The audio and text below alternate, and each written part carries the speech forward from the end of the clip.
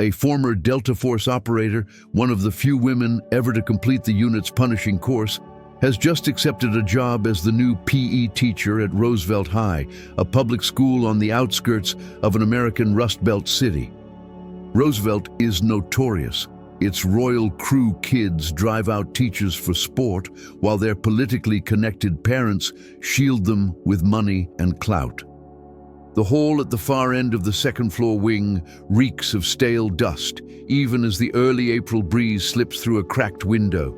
11th grade, room 207, the most feared classroom in the building. Around Jason Yoon's desk, a straight-A student lies face down on the floor, nose in the grime.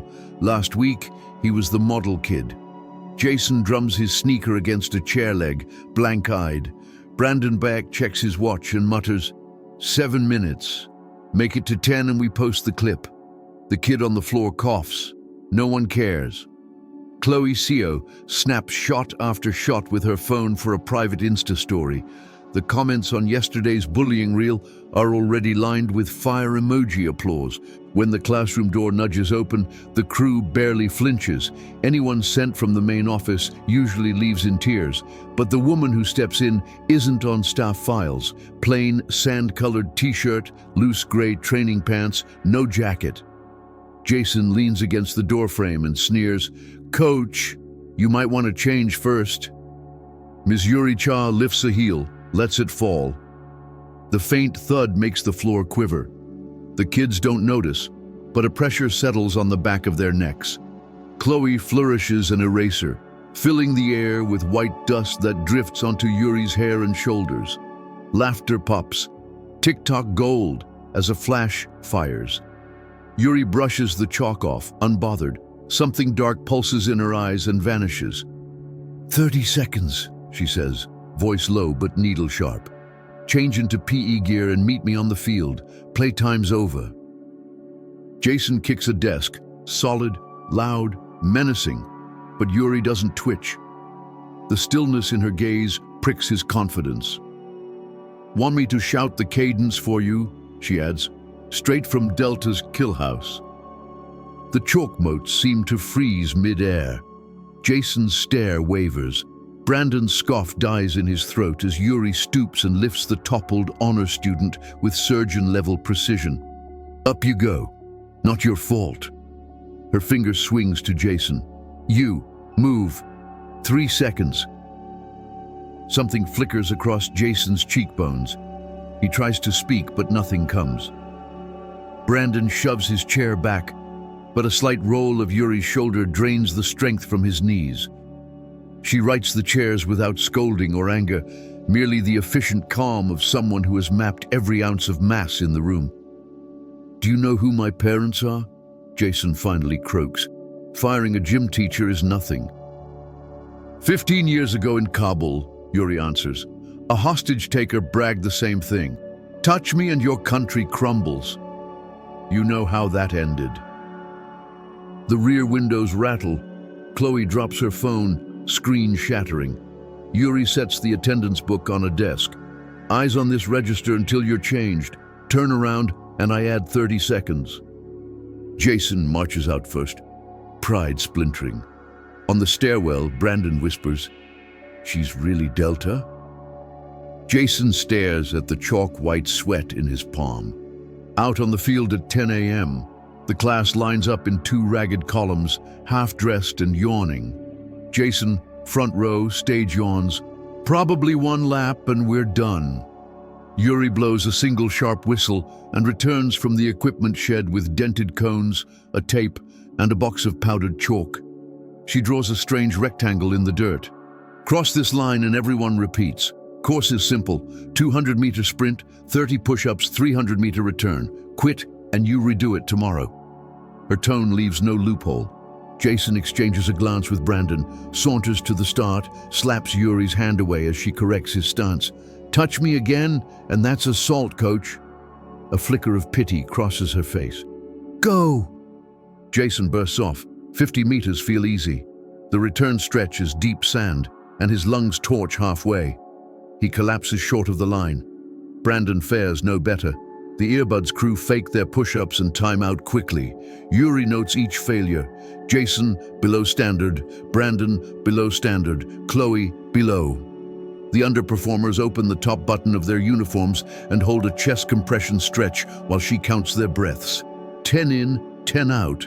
The ache carving its way from ribs to brain until they realize the weak gym teacher has been measuring tremors in their joints from the start. The chronic excuse kids on the bench try flashing doctor's notes. Yuri overrides them with battlefield taping, palpating spines for real injury. No one escapes. The final drill is a 100-meter all-out sprint. Hearts pound, voices crack. "What kind of education is this?" Jason gasps. Yuri leans close. Hurting a classmate for kicks felt better.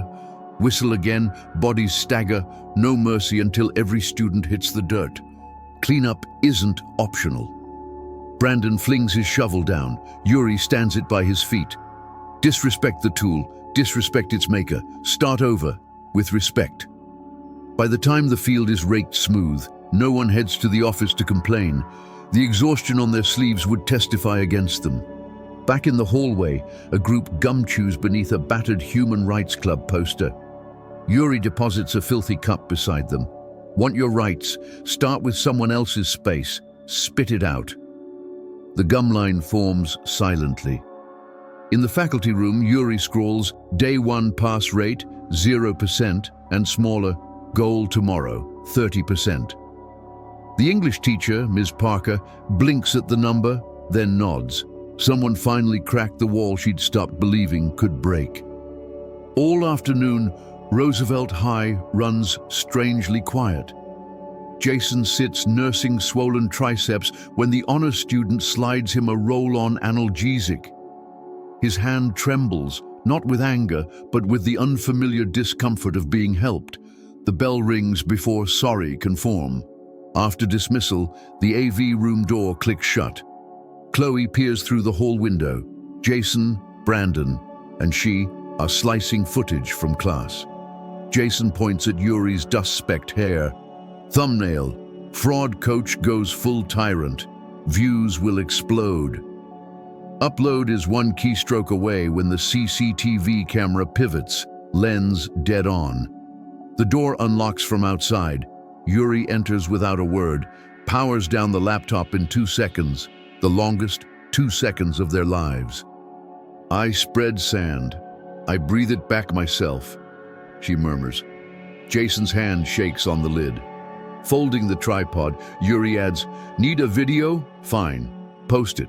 But I'll send the raw cut and your script to your parents and the board." Brandon forces a laugh. "Ever heard of privacy law, lady?" She snaps the tripod shut. "Not a teacher right now, a complainant. You're in violation of the Communications Decency Act."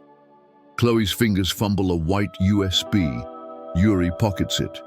"Evidence. Returned after investigation." Minutes later, she's in student affairs with timestamps and logs. The vice principal whistles. "They really crossed a line." "I'll draft parent notices and a social media records request," Yuri replies. Icy voice, flawless procedure. Staff who once tiptoed around the bullies now drift closer, relieved that someone's willing to carry the load. Just before dismissal, Dana Yoon, Jason's mother, arrives in stilettos and a blood-red blouse. She storms into the principal's office. "You humiliated my son." "One PE teacher won't wreck this school." Yuri steps in carrying the USB. Unauthorized editing, verbal assault, attempted distribution. Parent conference required. Dana's lips whiten. "Do you know who I am?" The USB clinks on the desk. "Copies already with the district and cybercrime unit," Yuri says. "Call your lawyer, sooner the better." When the door closes, the principal exhales. "Aren't you afraid?" "Back in Kandahar," Yuri answers. 10 mortar rounds hit our ammo shed." "I spent all my fear that day." The principal doesn't smile, but his shoulders unclench. For once, responsibility isn't a game of hot potato. Night falls. Jason lies awake in the dorm. The group chat is near silent, today's bravado replaced by lay low. Down the hall, the honor student wheels a suitcase home for the weekend. Jason's chest twitches with the question that stabbed him in the dust. Why do we live like this? Behind the gym, Yuri inspects a busted locker. Someone tried to steal a crowbar and steel stakes.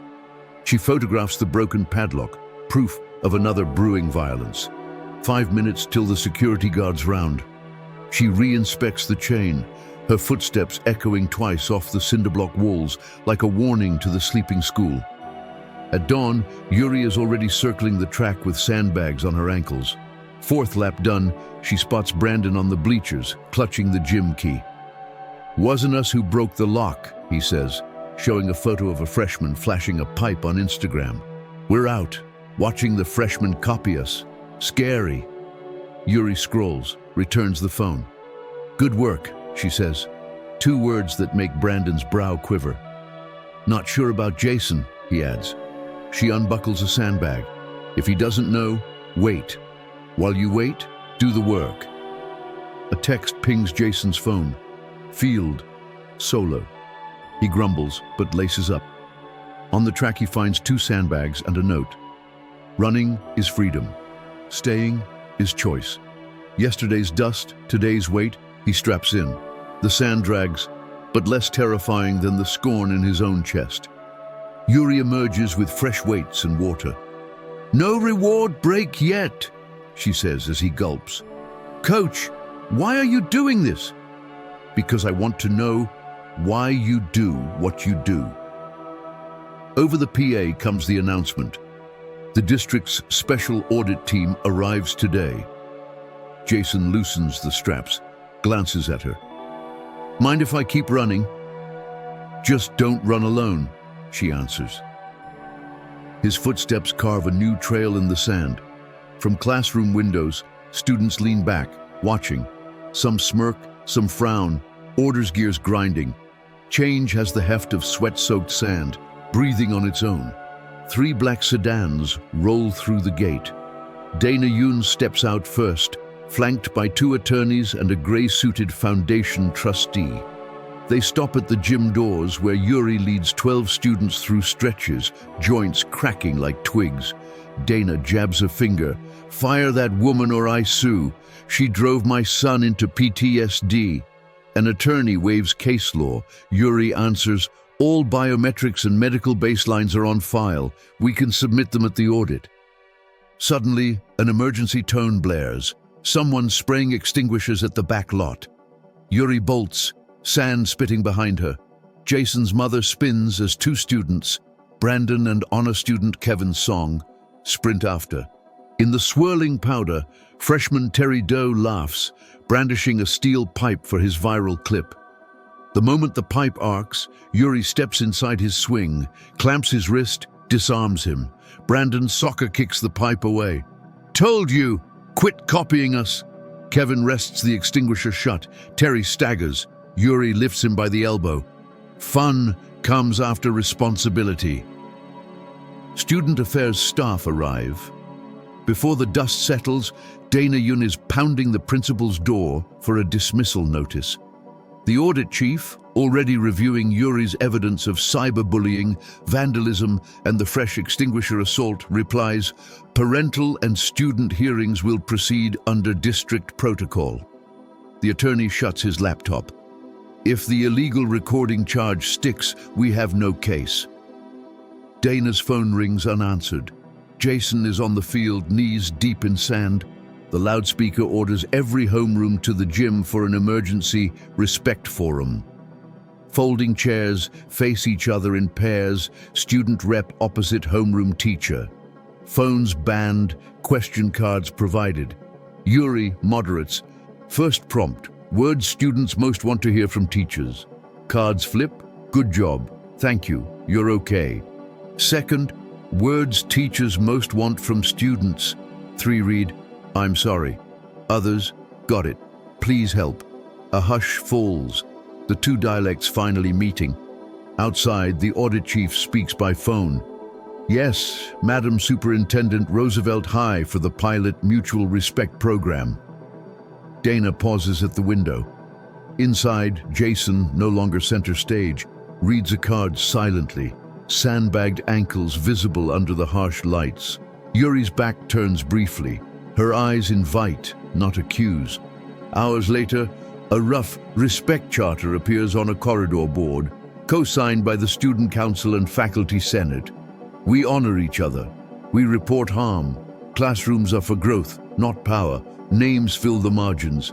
English teacher Ms. Parker adds, teachers will keep learning, dotting the period into a tiny star. 10 p.m., dorm lights off. The bleachers glow faint. Jason fingers the sandbag. Brandon flops beside him and taps it. Heavy, huh? Jason stares at the invisible sky. Yeah, but lighter than pinning someone's head in a trash can. Brandon laughs. A rusty sound, knocking flakes of old rust from the railings. In the shadows behind them, Yuri slips away, her mission quietly advancing. That night, while the students at Roosevelt High slept or pretended to, a quiet message began spreading across private chats and hallway whispers. Not a rumor this time, not a viral prank, just a simple question passed between exhausted thumbs. You think she's gonna make us do this again tomorrow? The next morning, the answer arrived before the first bell. Yuri was already on the field. Her figure moved like clockwork, repetition honed by habit, not show. She tightened the straps on her weighted vest and began her warm-up. No one was watching, and yet she moved as if the entire world were. By the time the sun lifted over the edge of the gym's curved roof, Kevin, Brandon, and 3 others were already stretching nearby.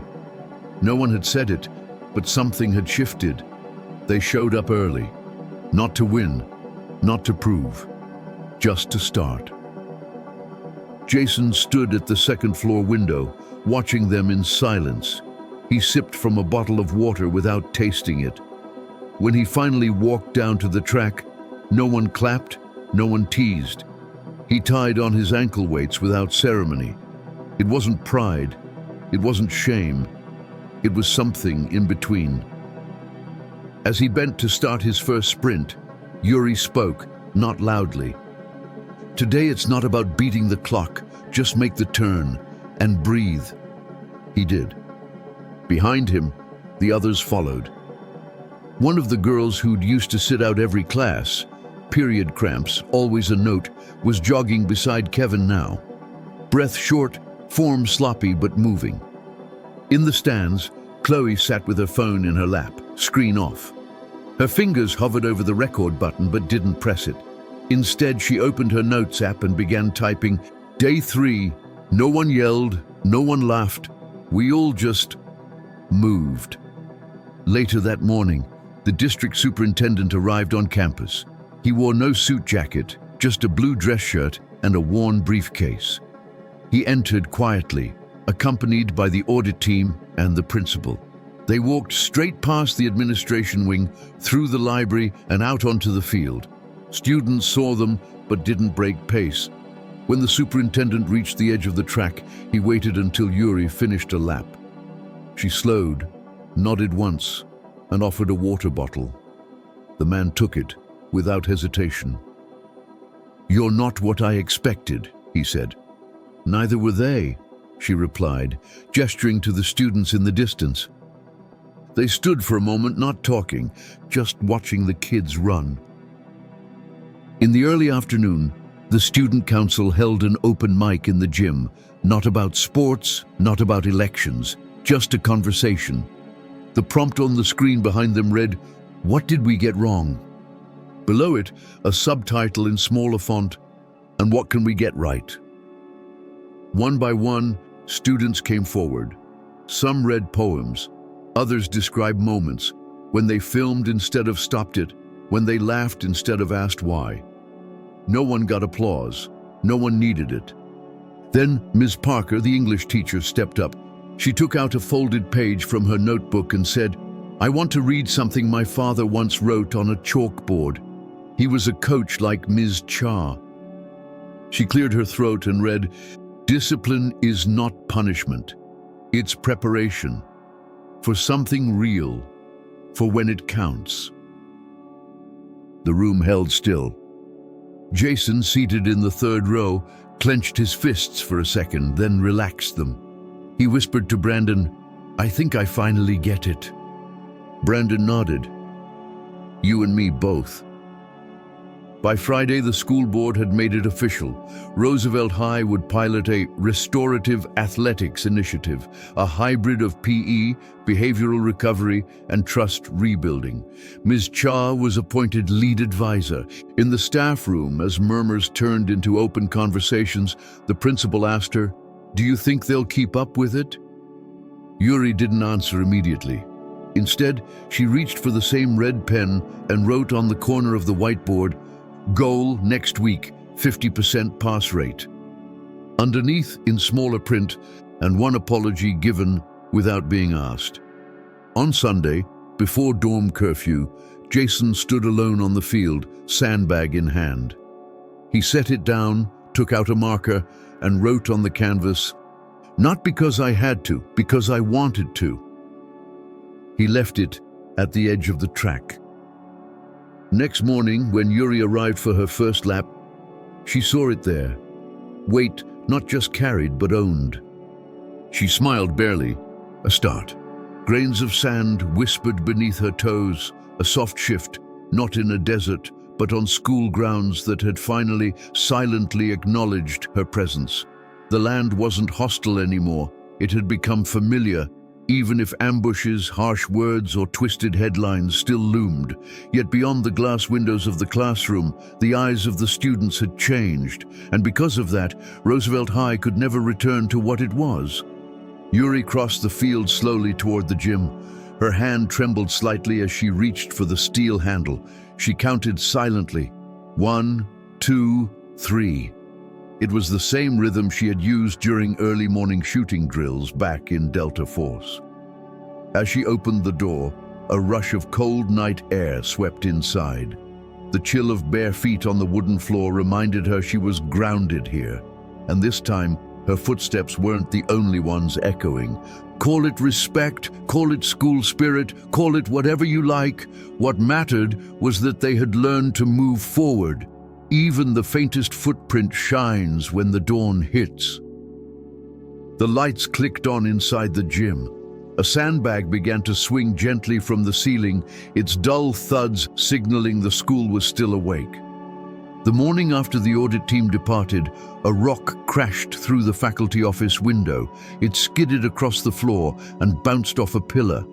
Attached was a note, written in angry, crooked letters. "Take your boot camp garbage and get lost." Security reviewed the footage, but the CCTV had been cut beforehand.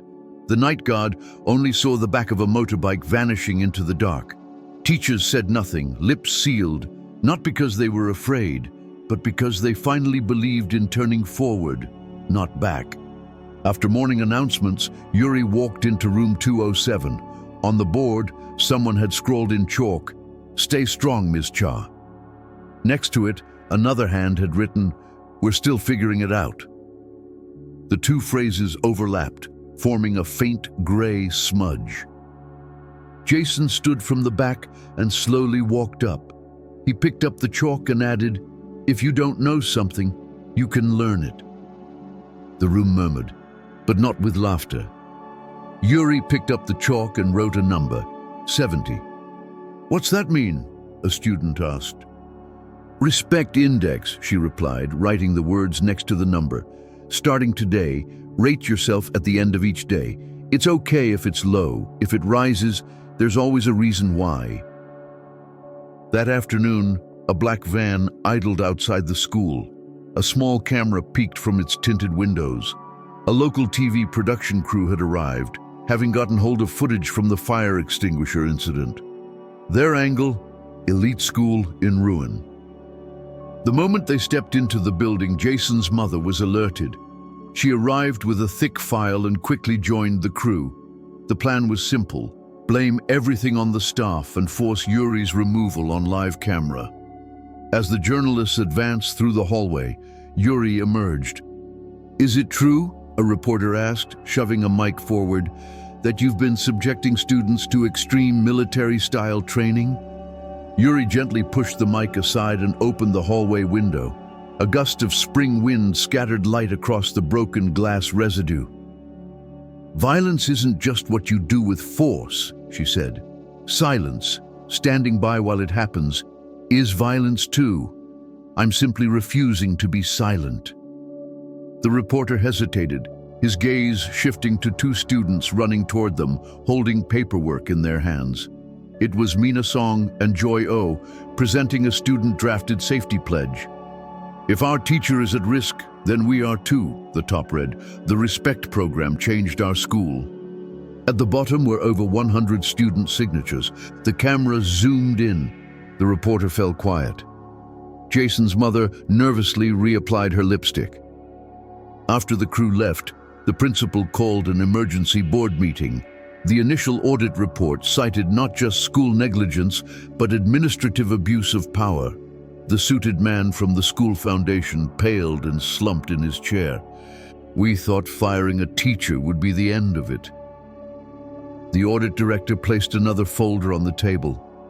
"There's only one option left. Own the failure and commit to full cooperation with the new program. Otherwise, the foundation will also be investigated." No one argued. At 5 p.m., the school-wide PA system buzzed to life. A joint press conference with students, teachers, parents, and the district was scheduled for Monday in the gym. Jason's mother barged into the staff room demanding answers. Yuri pointed to the official memo. "The mic will go to everyone. Let's bring everything into the open and give responsibility its rightful name."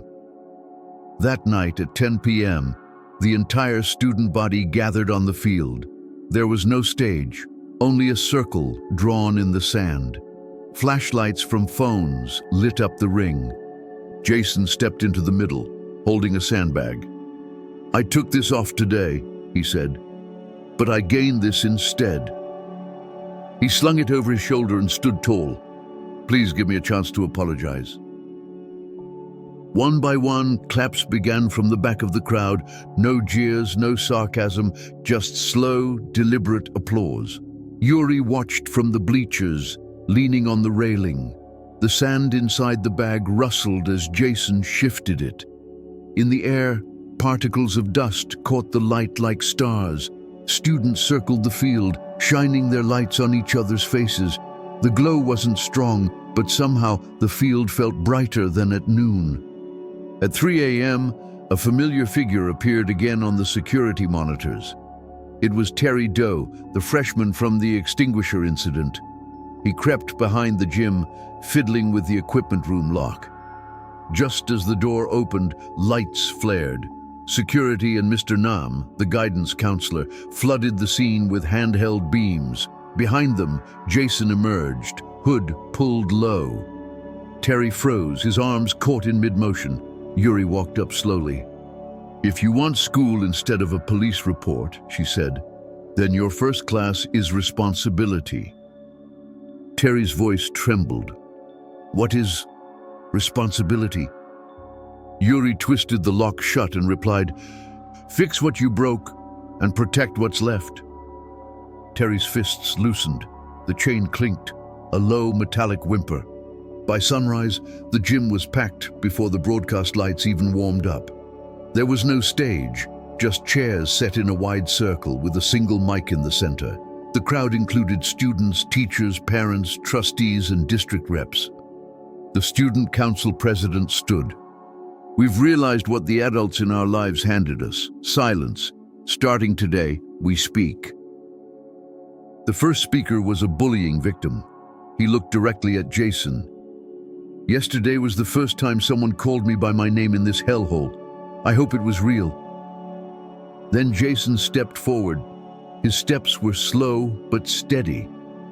"The scariest thing wasn't me. It was the eyes that looked away, the fingers that filmed instead of stopped me, and the part of myself that forgot who I should have protected." Silence fell. A cough. A mother crying quietly in the back row. Jason's mother. Yuri's turn came. She took the mic and walked to the center.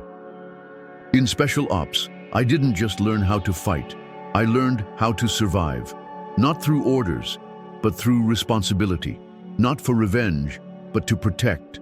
This school was a war zone, not with guns, but with phones. Not with landmines, but with laughter. Not with enemies, but with teachers. And survival isn't enough. We have to live. Applause erupted, but she raised a hand. From now on, we choose respect as our weapon, or silence as our shield. The student leader stepped up again. The choice doesn't end today. Tomorrow morning, we'll place sandbags on the track. Write your name and run. Run when you're ready. Run with us. The gym lights dimmed, and from the darkness, one phone flashlight turned on. Then another. Then 10. One by one, sandbags labeled with names were lined up on the field. They gleamed faintly in the pre-dawn dark, like stars or boundary lights. Jason picked up the first one. Cold air filled his lungs. The world beyond the gates was still cruel, yes. But here, on this patch of ground, every sandbag bore the word responsibility, and every footprint beneath them refused to fade. Even after the gym lights shut off, the bags remained, waiting. At 4 a.m., they glistened with dew. A flock of birds flew overhead, crying cheerfully. No bell had rung, but footsteps echoed across the field. Brandon appeared first.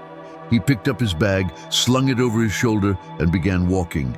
Then Mina, then Joy, then 2 nervous freshmen. Within minutes, a dozen students filled the track, enough to complete the full relay. No countdown, no commands, just simultaneous movement.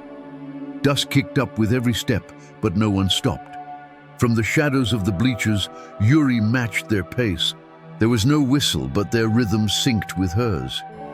By the time homeroom began, over 300 students stood around the track. Some clapped, others bowed to pick up bags with their own names.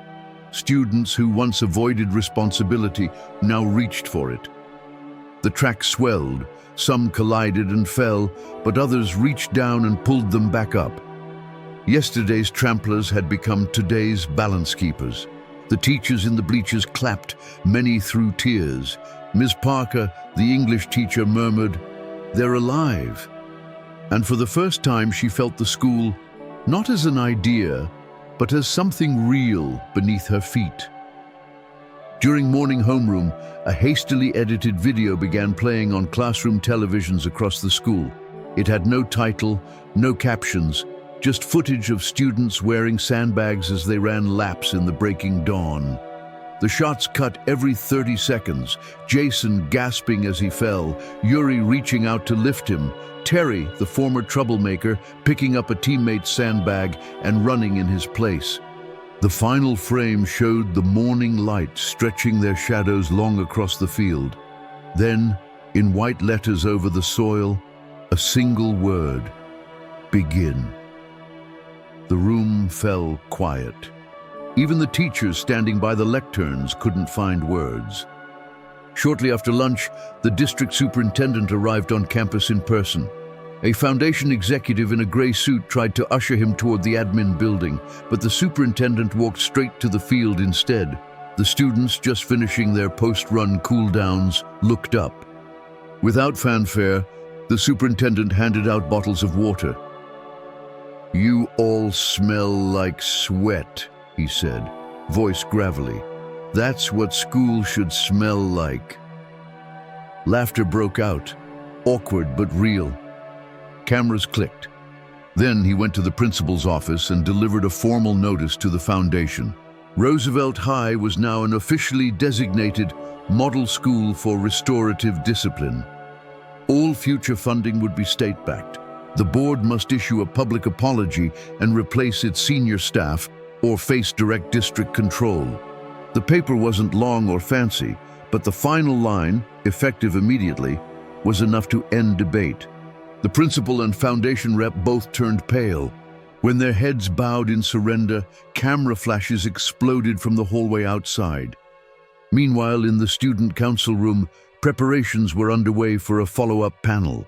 This time, the guests would include a civil rights attorney and a teen crisis counselor. Some students noticed Yuri's name missing from the list. Mina just smiled and said, "She doesn't need to be on it. This time it's our turn." The same girl who once trembled just holding a pencil now wrote the meeting minutes confidently and smiled doing it. She even agreed to speak on camera about her own experiences. She was scared to show her face online, but the memory of having it exposed without consent felt worse. The counselor nodded. Testifying doesn't reopen a wound. It lets you examine it. Ignoring it is what makes it rot. That evening, just before study hall, a school-wide announcement came through the hallway speakers. The day's respect index average was 31 points, up from 9 on day 1. Some laughed, some rolled their eyes. But Jason stared at the board, completely serious. "We can hit 50 tomorrow." His shoulders still ached from the sandbag, but before he even finished speaking, Brandon and a few others chimed in. The moment when a joke became a goal. Later that night, as dormitory checks ended and families began to leave campus, Jason's mother lingered at the center of the field. She stood in front of a sandbag and slowly turned to Yuri. The air was cold, but her hands felt like fire. "You said I should try lifting one, right?" She reached for the bag, startled by its weight. "It's heavier than I thought." Yuri nodded gently. "That's the weight your children were carrying." Jason's mother stared down at it for a long time. Her expensive heels sank into the sand. She bent slightly at the waist and whispered, "I'm sorry." From the bleachers, a few students gasped. An adult bowing to a child. Not in a textbook, but in real life. The heel mark vanished quickly in the wind, but the sound of a burden falling away lingered, echoing across the field. Back in the dorms, students wrote in their journals, grading themselves. "Didn't swear at my friend today, +3. Late to gym class, -2. There was no official rubric, but the act of reflection made each number mean something more. Terry, after completing his cleanup duty for breaking into the storage room, picked a splinter from his hand and grinned. "The maintenance guy said if I learn the trade, I've got a job with him someday." His voice wasn't sheepish this time, it was steady. Brandon, overhearing him through the dorm wall, smiled quietly. Strange and good to see someone find another road. At 2 a.m., the punching bag echoed again inside the gym. Yuri trained without gloves. The pain in her knuckles kept her awake, pushed the day's fatigue from her shoulders. As the bag swung, the door creaked open. Jason rushed in, panting, holding a new sandbag. "Got a new kid joining us tomorrow. I wanted to put their name on this." He placed the bag in the corner and lifted his fist. Yuri checked his stance, feet firm, knees stable, toes aligned. "If the toes waver," she said, "the shoulders do too." Jason took a breath and punched. The bag shook, not with violence but with balance. The next day, the district and the foundation released a joint public apology. The media streamed the event, but the headline wasn't clickbait. It read, "Community Recovery in Action." Surprisingly, most of the comments were positive. Finally, a real apology. Other schools should try this. There were trolls, of course. But the students didn't flinch. They launched a voluntary campaign to report abusive comments. The same school forum once used for mocking teachers began to clean itself. Faculty watched with something beyond awe, reverence. As graduation neared, a temporary stage was built on the field. Behind it, the students created a respect exhibition, photos, notes, and footage of the entire project. In one corner of the gym, the sandbags were stacked like a monument. Each bore a name and a promise written in marker. Next to them sat a clear acrylic box labeled, "Leave a word for those who come after." Notes filled it. Some read, "Don't pretend to be weak. Walk with us." Others said, "Our teachers are scary, but worth trusting." The acting principal walked through quietly. "They made their own brochure," he said. The audit chief tucked away his final report.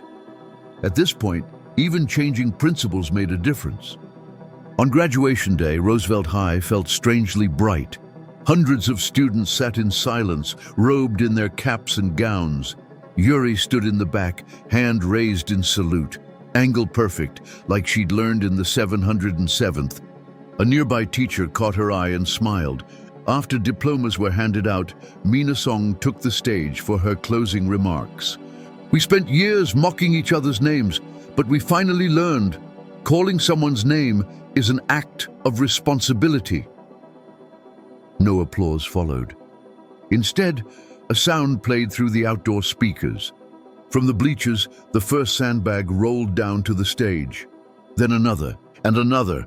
The graduates were passing them forward, one after another.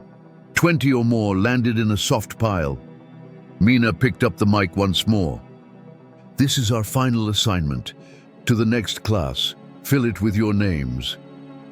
No tears, no drama. Just the sound of sniffles and quiet goodbyes. After the ceremony, Yuri returned to the gym alone. She packed the mats, sorted the gear, and slowly brushed her fingertips along the floor. Every scratch told a story of falling and getting up again. Behind her, Ms. Parker stood holding a yearbook. "Could you sign it?" The page she handed over had many blank spots. Yuri took the pen and wrote in Korean, "Falling is part of life. That's why we call this school." Ms. Parker lowered her voice. "Are you leaving?" Yuri didn't reply. Instead, she opened the window. Outside, young trees rustled in the spring wind. "There are schools everywhere," she said, "but I'll never forget how this one smelled." Ms. Parker covered her eyes and laughed. "We won't forget your smell either." As the sun dipped low, Yuri stood one last time at the edge of the track. Jason's lane number was still faintly visible. She inhaled deeply, exhaled slowly, and whispered, "Mission complete." Then she turned toward the gate. Her footsteps walked through the red light of sunset. Then came a shout from behind. "Coach, attention!" She turned to see students, no longer in caps and gowns, saluting her, sandbags raised in both hands. Yuri smiled, hand to her chest. Not a salute, a farewell. Grains of sand spilled into the wind, catching the red light and glittering. Tiny sparks, barely visible, but clear enough to reach the sky.